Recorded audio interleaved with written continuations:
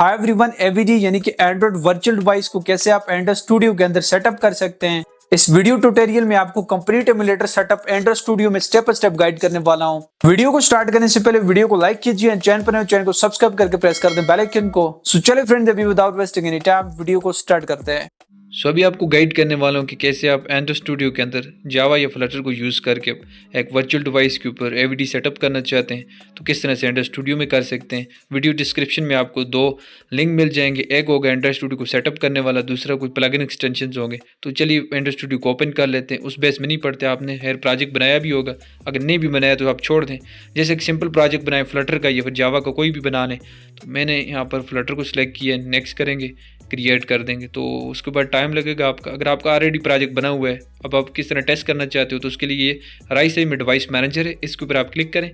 After that आपने गई simple से ऊपर प्लस वाले आइकन के ऊपर क्लिक करना है। तो ये रहा हमारा प्लस वाला आइकन। आपका बिल्कुल कुछ डिवाइस नहीं हो आएगा, क्रिएट वर्चुअल डिवाइस पर आप क्लिक कर दें।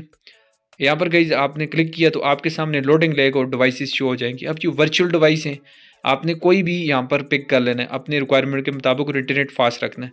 मेरे केस में मैं पिक्सल 6 से करूँगा, आप स्मॉल फ़ोन या मीडियम फ़ोन करो और नेक्स्ट कर दो, क्योंकि आपका सिस्टम नहीं होगा, रिक्वायरमेंट नहीं होगी।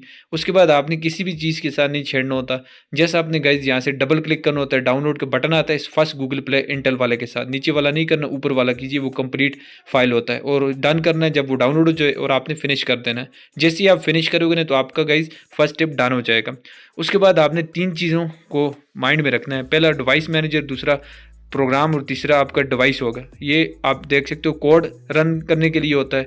दूसरा इधर जो होता है वर्चुअल डिवाइस में आपके डिवाइस के साथ प्ले का बटन, वो वर्चुअल डिवाइस शो करने के लिए। और थर्ड नंबर पर ये होता है आपका किस डिवाइस के ऊपर गाइस आप चलाओगे। मतलब हम पिक्सल 6 से आपका स्मॉल फ़ोन मीडियम फ़ोन जो भी है सिलेक्ट किया वो आपने सिलेक्ट करना है।